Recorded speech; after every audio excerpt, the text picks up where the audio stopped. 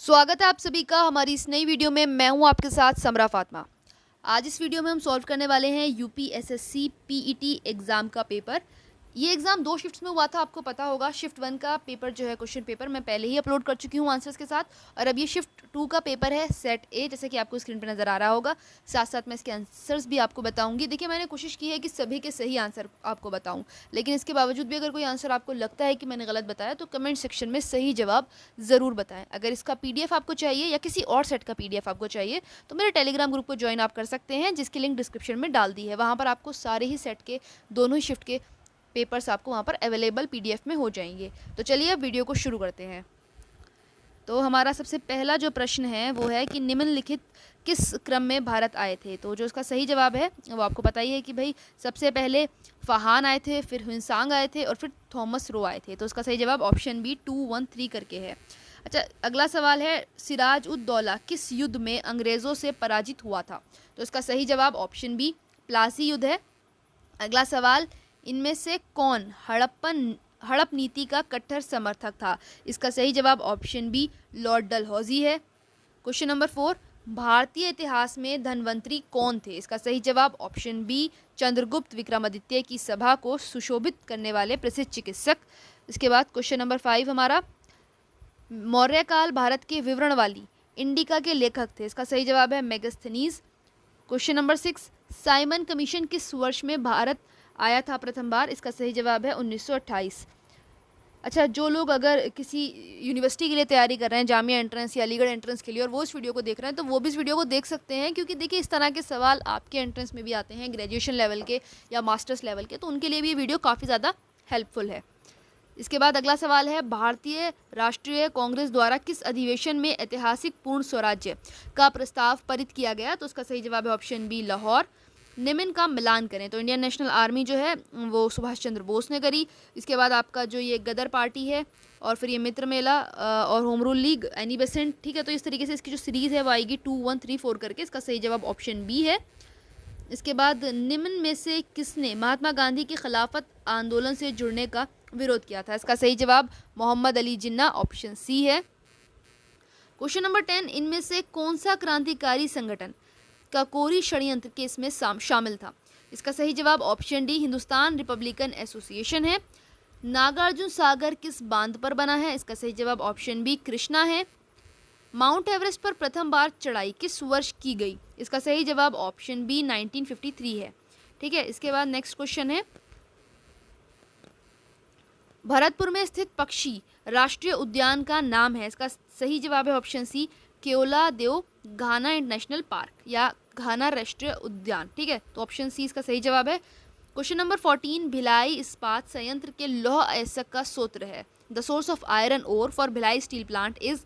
तो इसका सही जवाब है option A Dalli Rajhara. Question number 15, दिए गए दरों और उनके स्थानों का कौन सा जोड़ सही नहीं है।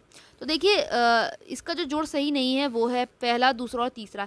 इन तीनों ही जोड़ों में कुछ कुछ खराबी है, क्योंकि अगर हम जोजिला और बुर्जिल की बात करें तो उसमें से एक जम्मू एंड कश्मीर में है जबकि दूसरा लद्दाख में है, और ये बारालापाचाला और शिपकीला ये उत्तर प्रदेश में नहीं है, ये हिमाचल प्रदेश में है, और थागाला और नीति पास और लिपुलेक ये उत्तराखंड में है। तो इसका सही जवाब ऑप्शन डी 1 2 3, ये तो तीनों ही गलत हैं, केवल फोर्थ वाला सही है। इसके बाद आपका अगला सवाल है, किसके बढ़ने के फलस्वरूप निजी निवेश में वृद्धि की अधिक संभावना होगी। तो इसका सही जवाब ऑप्शन सी नई पूंजी और अनुमानित प्राप्ति। अब ये देखिए, ये इकोनॉमिक्स के 5 सवाल आपके आ गए, अर्थशास्त्र के, इससे पहले हिस्ट्री के चल रहे थे। उसके बाद भारत की राष्ट्र आय का आकलन करने वाली संस्था है। तो इसका सही जवाब है ऑप्शन डी केंद्रीय सांख्यिकी संगठन।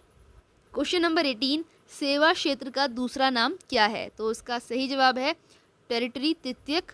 ठीक है, और जो हमारे एग्रीकल्चर होता है वो प्राथमिक होता है, ये चीज़ आपको याद रखनी है। क्वेश्चन नंबर 19, भारत में श्वेत क्रांति के जनक के रूप में कौन जाना जाता है। तो उसका सही जवाब है option B doctor Varghese Kurien. Question number 20, भारत में आर्थिक सुधार 1991 के दौरान प्रधानमंत्री कौन थे। तो इसका सही जवाब है ऑप्शन ए PV Narasimha Rao. Question number 21, Bharat के संविधान में इनमें से क्या राज्य सूची में सम्मिलित नहीं है। इसका सही जवाब है ऑप्शन डी दंड प्रक्रिया संहिता, criminal procedure code. Question number 22, निम्नलिखित में से क्या भारतीय संविधान की मुख्य विशेषता नहीं है। इसका सही जवाब है option A quasi federal structure. अर्थसंघीय संरचना।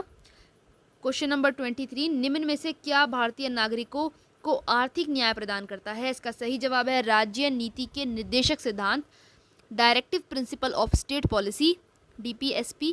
क्वेश्चन नंबर 24, भारतीय संविधान में कौन सा अनुच्छेद राज्य सरकारों को ग्राम पंचायत के आयोजन के लिए निर्देशित करता है? इसका सही जवाब है ऑप्शन बी, अनुच्छेद 40 यानी अनुच्छेद 40, आर्टिकल 40। क्वेश्चन नंबर 25, त्रिस्तरीय पंचायती राज व्यवस्था का विचार किसने रखा था? तो option A is the right answer, Balwant Rai Mehta committee ने ये विचार रखा था। इसके बाद देखिए क्वेश्चन इंग्लिश में भी है, आप इसे देख सकते हैं। PDF के लिए फिर से बता दूं, टेलीग्राम ग्रुप आपको ज्वाइन करना है जिसकी लिंक डिस्क्रिप्शन में है। क्वेश्चन नंबर 26, बिजली का प्रवाह सर्किट में कब होता है? तो इसका सही जवाब ऑप्शन बी, स्विच बंद होने पर। क्वेश्चन नंबर 27, प्रतिरोध की SI इकाई क्या है? तो इसका सही जवाब ओहम, OHM। देखिए ऑप्शन बी इसका सही जवाब है। क्वेश्चन नंबर 28, नींबू का खट्टा स्वाद इनमें से किसकी उपस्थिति के कारण होता है? तो इसका जवाब आप सबको पता होगा, option A, citric acid. Question number 29, कर्कट जनक रसायन से होता है? इसका सही जवाब है ऑप्शन सी, कैंसर। त्वचा की ऊपरी सतह क्या कहलाती है? तो ऑप्शन बी, अधिचर्म या फिर एपिडर्मिस कहलाती है। इसके बाद हमारा अगला सवाल है, अभी यहाँ पर आपकी मैथ शुरू हो चुकी है, तो यहाँ सॉल्व करेंगे अगर तो बहुत ज़्यादा टाइम लग जाएगा। केवल आंसर हम आपको बता देते हैं। तो जो ऑप्शन क्वेश्चन नंबर 31 है उसका सही जवाब ऑप्शन ए 1 है। क्वेश्चन नंबर 32 का जो सही जवाब है वो ऑप्शन 300 ऑप्शन ए है। और इसके बाद क्वेश्चन नंबर 33 का जो सही जवाब है वो ऑप्शन सी 19/32। ठीक है, अगर आप इसका स्क्वायर निकालेंगे तो ये 3611024 ही इसका आंसर आएगा। इसके बाद देखिए ये आपके थोड़ी सी रीजनिंग वाले सवाल आ गए कि एक शहर की जनसंख्या में 4% की वार्षिक वृद्धि होती है, परंतु स्थानांतरण यानी कि माइग्रेशन के कारण 1/2% वार्षिक तक घट भी जाती है। 3 वर्षों में वृद्धि का प्रतिशत क्या होगा? तो इसका सही जवाब जो है वो ऑप्शन डी 10.8 होगा।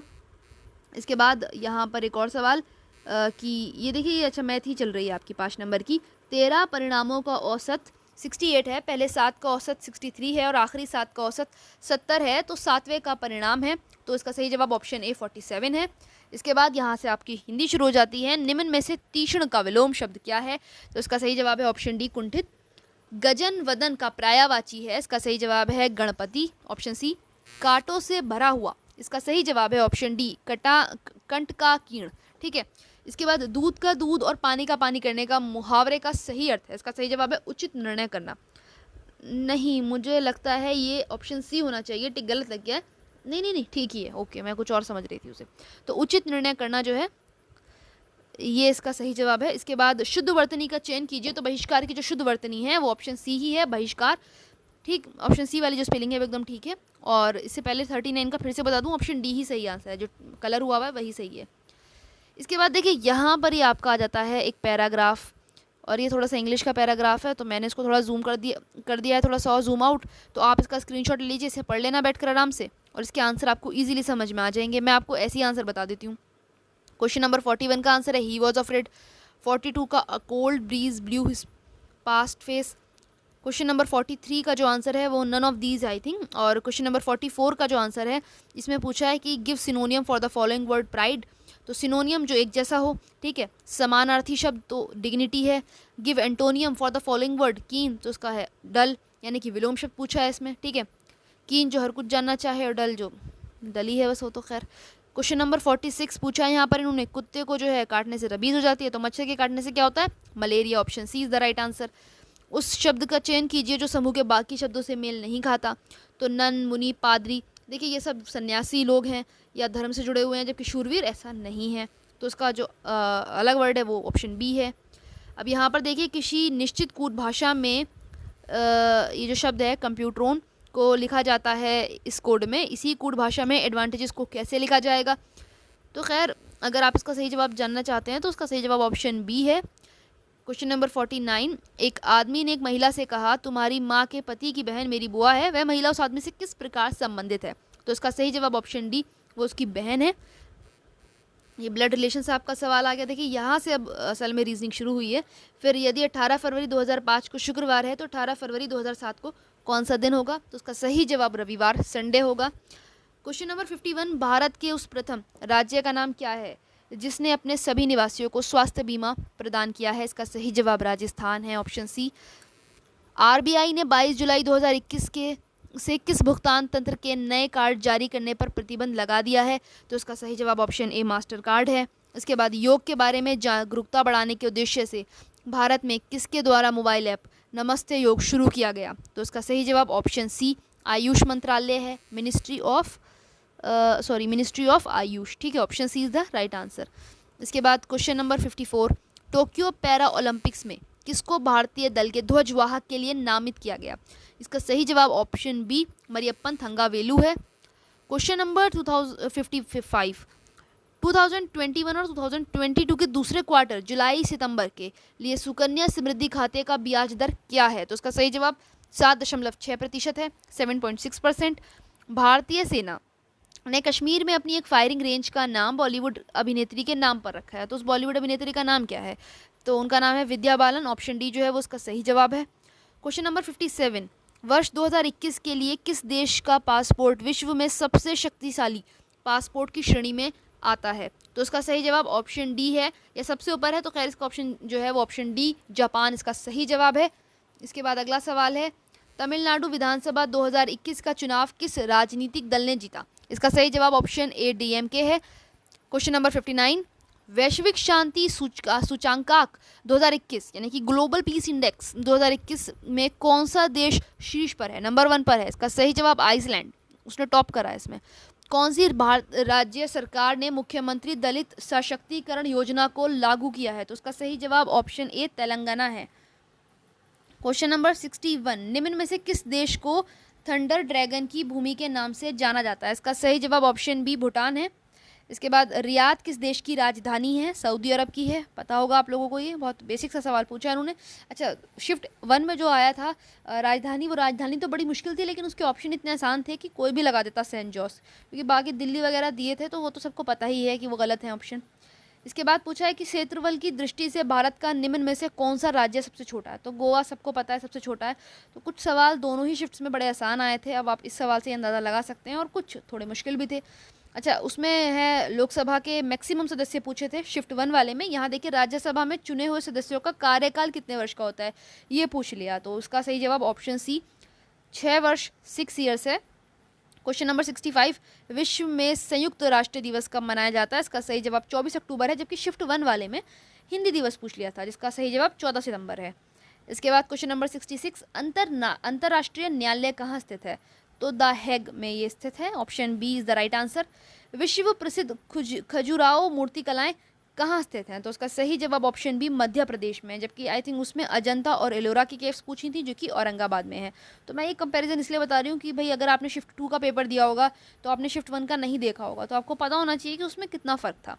खैर, उसकी वीडियो पे अपलोडेड है, आप जाके चैनल पर देख सकते हैं। क्वेश्चन नंबर 68, प्रसिद्ध नबकाले बारा उत्सव इनमें से किस राज्य से संबंधित है? तो भाई वो उड़ीसा में मनाया जाता है, option D is the right answer. निम्न में से कौन सी एक हरित गृह गैस नहीं है? इसका सही जवाब ऑप्शन बी नाइट्रोजन है। अर्जुन पुरस्कार किस लिए दिए जाते हैं? तो ऑप्शन सी खेल क्षेत्र में उत्कृष्ट प्रदर्शन के लिए अर्जुन पुरस्कार दिए जाते हैं। यहाँ पर देखिए एक और यहाँ पर ये पैराग्राफ आ गया, तो इसको मैं ज़्यादा जूम नहीं कर सकती, आप इसको ऐसे देख लीजिए और इसका स्क्रीनशॉट ले लीजिए, इसे आराम से पढ़ लीजिए पॉज करके। ये जो है बहुत कोई टफ नहीं है, ये वाले पैराग्राफ्स दोनों ही शिफ्ट में काफ़ी इजी आए थे। ये देखिए यहाँ से ये कंप्लीट हो जाता है आपका। और पहला सवाल है, उपयुक्त गद्यांश में प्रयुक्त सपणीय शब्द का अर्थ है तो प्राप्त करने योग्य। इसका सही जवाब है 72। उपयुक्त गद्यांश में लेखक ने मुख्य रूप से बताया है कि महात्मा गांधी के नेतृत्व में राष्ट्रीय आंदोलन कैसा था। ठीक, इसके बाद उपयुक्त गद्यांश के लेखक का उद्देश्य था भारतीय स्वतंत्रता संग्राम की विशेषताएं बताना। ठीक, उसके बाद क्वेश्चन नंबर 74, धर्मनिरपेक्षता से अभिप्राय है सभी धर्मों का आदर करना। Option A is the right answer. कैसे माना जाए कि हमारा स्वतंत्रता संग्राम जनतांत्रिक था? तो इसमें सभी जातीय वर्ग और धर्मों के लोगों ने भाग लिया था, तो इस बात से प्रूफ हो जाता है कि जो हमारा स्वतंत्रता संग्राम था वो जनतांत्रिक था। ये जो आंसर है इस पैराग्राफ में भी दिया हुआ है, और मुझे लगता है कि आपको वैसे भी इसका आंसर पता ही होगा, कोई ऐसी अजीब चीज़ नहीं इन्होंने पूछी, आसानी पूछी है। फिर से यहाँ पर देखिए हिंदी का एक आ गया है, ये अपठित गद्यांश। आप पहले इसका स्क्रीनशॉट ले लीजिए, फिर यहाँ से ऊपर से आप इसका स्क्रीनशॉट ले लीजिए, थोड़ा बड़ा है ये, पर मुझे उम्मीद है आप इसे पढ़ लेंगे। अगर आप इसका स्क्रीनशॉट ले लेंगे जूम करके, ये आसानी से पढ़ लिया जाएगा। मैं थोड़ा रोक रोक कर इसे इसलिए चला रही हूँ ताकि आप आराम से स्क्रीनशॉट इसका ले लें। ठीक है, तो चलिए चलते हैं अब आगे। तो मानव को सृष्टि के लघु रूप में माना गया है क्योंकि मानव मन में जो घटित होता है वह सृष्टि में घटित होता है। ठीक है, इसके बाद वैज्ञानिक दृष्टि का अपेक्षाकृत अभाव होता है साहित्यकार में। इसके बाद मानव शरीर को यंत्रवत कहा गया है क्योंकि इसका सही जवाब ऑप्शन सी, अवयव रूपी पूंजी के विकृत होने से शरीर यंत्रवत निष्क्रिय हो जाता है। शल्य चिकित्सा को द्वारा स्वीकार की गई दायित्वपूर्ण चुनौती थी। इसका सही जवाब ऑप्शन सी, अंग प्रत्यारोपण द्वारा शरीर को सामान्य बनाना है। अनुच्छेद में प्रयुक्त निरामय शब्द का प्राय है स्वास्थ्य से। Option B is the right answer. अब यहाँ पर देखिए, ये आ गए आपके रेखा चित्र वाले सवाल, तो उसको आप अच्छे से देख लीजिए। इसका भी आपको मुझे लगता है स्क्रीनशॉट ही लेना पड़ेगा, तभी आप इसे समझ पाएंगे, तभी इसे आराम से सॉल्व कर पाएंगे। पहला सवाल है हमारा, तो हमारा पहला जो सवाल है वो है कि उत्पादन अधिकतम स्तर किस स्तर तक इस वर्ष घटा। यहाँ पर ही किस वर्ष होना चाहिए था, खैर इस वर्ष लिखा है। तो इसका जो सही जवाब है, इसका सही जवाब 2015 से 16 होगा। ठीक है, और इसके बाद जो अगला सवाल है वो है उत्पादन में पिछले वर्ष की तुलना में वर्ष के दौरान अधिकतम वृद्धि हुई। तो इसका सही जवाब 2013 से 14 रहेगा। फिर प्रथम 3 वर्षों के दौरान औसत उत्पादन था। इसका सही जवाब है 48 मिलियन टन्स। इसके बाद सीमेंट का अधिकतम उत्पादन दर्ज किस वर्ष में हुआ। तो इसका सही जवाब ऑप्शन बी 2014 से 15 के बीच है। क्वेश्चन नंबर 85, वर्ष 2011-12 के दौरान उत्पादन वृद्धि प्रतिशत पिछले वर्ष की तुलना में था। तो इसका सही जवाब है ऑप्शन ए 31.8%। इसके बाद देखिए फिर से यहाँ पर एक ग्राफ आ गया, तो इस ग्राफ का आप स्क्रीनशॉट ले लीजिए अच्छे से और फिर इसको हम सॉल्व करवाते हैं। तो इसका सही जवाब है क्वेश्चन नंबर 86 का कि वर्ष 2014-15 से 2015-16 के दौरान एक्स के आयात में वृद्धि प्रतिशत है 33.3%। इसके बाद सभी वर्षों के लिए वर्ष दर वर्ष एक्स के आयात की वृद्धि का औसत कितने करोड़ में है। तो 260 करोड़ में है। Option A is the right answer. विगत कितने वर्षों तक एक्स का आयात एक्स के औसत आयात से अधिक था। इसका सही जवाब ऑप्शन सी है, जिसका ऑप्शन 2 लिखा हुआ है। फिर एक्स के औसत आयात से अधिक आयात और एक्स के औसत आयात से कम आयात के वर्षों का अंतर है। इसका सही जवाब भी 2 है, ऑप्शन बी। फिर क्वेश्चन नंबर 90, वर्ष 2018-19 के दौरान एक्स के आयात में प्रतिशत वृद्धि सभी वर्षों के एक्स के आयात के उसके औसत से कितनी है। तो उसका सही जवाब ऑप्शन डी 64.38% है। यहाँ पर फिर से एक तालिका दी गई है, आप इसका स्क्रीनशॉट ले लीजिए। ठीक है, यहाँ पर 4 व्यक्ति हैं ए, बी और सी, डी। तो इनके सप्ताह के हिसाब से मतलब सप्ताह के विभिन्न दिनों पर इनकी कितनी वस्तुओं की बिक्री हुई वो बता रखा है। ठीक है, और उसके हिसाब से इन्होंने सवाल पूछा। तो पहला है मंगलवार को ए द्वारा बेची गई वस्तु तथा शनिवार को सी द्वारा बेची गई वस्तु का अनुपात क्या था। तो उसका अनुपात 7:9, ऑप्शन बी था। क्वेश्चन नंबर 92, सोमवार को डी द्वारा बेची गई वस्तु शनिवार को सी द्वारा बेची गई वस्तु का कितना प्रतिशत थी। तो इसका सही जवाब 44.44% था। इसके बाद बी, सी तथा डी द्वारा क्रमश सोमवार, मंगलवार तथा शनिवार को बेची गई वस्तुओं का औसत क्या था। तो इसका सही जवाब 44.33 था। सप्ताह के सभी 4 दिनों में डी वस्तु की बिक्री की तुलना में बी वस्तु की बिक्री में कितने प्रतिशत की वृद्धि आई। तो इसका सही जवाब ऑप्शन डी 28.3% था। सोमवार को बेची गई वस्तुओं की औसत और शुक्रवार को बेची गई वस्तुओं की औसत के मध्य कितना अंतर था। तो उसका सही जवाब ऑप्शन सी 5.25 था, यानी कि 5.25। फिर यहाँ पर एक और नई तालिका दी गई है, इसका भी आप स्क्रीनशॉट ले लीजिए। इसमें जो है प्रोडक्शन दिखाया गया है क्रॉप्स का। ठीक है, कितना उत्पादन हुआ फसलों का 2010 से 17 के बीच में भारत में। अलग अलग फसलें जिसमें गेहूँ, चावल, बाजरा, मक्का, जौ, दालें, आलू इंक्लूडेड हैं। पहला सवाल है गेहूं उत्पादन में किस वर्ष के दौरान गिरावट दिखाई दी। तो सबसे ज़्यादा जो गिरावट दिखाई गई गेहूं में वो 2013-14 के दौरान दिखी गई। इसके बाद इनमें से किस फसल में 2013-17 में के मध्य उत्पादन में लगातार वृद्धि दर्ज की गई। तो बाजरे में जो है वो लगातार देखा गया कि भाई ग्रोथ हुई है। ठीक है, इसके बाद अगला सवाल है आपका 2010-11 से 2016-17 की अवधि के मध्य आलू का औसत उत्पादन कितना है। तो उसका सही जवाब ऑप्शन बी 293.86 टन है। इसके बाद 2016-17 के मध्य में इनमें से किस फसल के उत्पादन में पिछले वर्ष की तुलना में गिरावट दर्ज की गई है। तो उसका सही जवाब ऑप्शन सी चावल, राइस है। और ये हमारा आज का आखिरी सवाल, क्वेश्चन नंबर 100, आलू का उत्पादन 2015-16 में 2010-11 का अंदाजन कितना गुणा है? तो इसका सही जवाब ऑप्शन डी 1.90 गुणा है। अगर आपको हमारी ये वीडियो पसंद आई तो चैनल को सब्सक्राइब करें, वीडियो को लाइक करना ना भूलें। अगर आपको इस पेपर का PDF चाहिए तो आप हमारे चैनल को फॉलो कर सकते हैं। ठीक है, चैनल का देखिए यहाँ पर आपको स्क्रीन पे भी नज़र आ रहा होगा कि टेलीग्राम पे समरा फातिमा अगर आप सर्च करेंगे SAMRAFATIMA तो आपको टेलीग्राम पे चैनल मिल जाएगा। और वैसे डिस्क्रिप्शन में लिंक दी गई है, वहाँ से आप चैनल को ज्वाइन कर सकते हैं, ग्रुप को। और हर क्वेश्चन पेपर का PDF वहाँ डाला जाता है। आप मुझसे इंस्टाग्राम पे भी जुड़ सकते हैं, मेरी ID यहाँ पर दी गई है। यूज़र पासवर्ड ID मतलब यूज़र नेम जो है वो यहाँ लिखा हुआ है, और इसके अलावा डिस्क्रिप्शन में भी दिया गया है। अगर आपने अभी तक चैनल सब्सक्राइब नहीं किया है तो जल्दी से चैनल सब्सक्राइब कर लीजिए। वीडियो को अंत तक देखने के लिए धन्यवाद।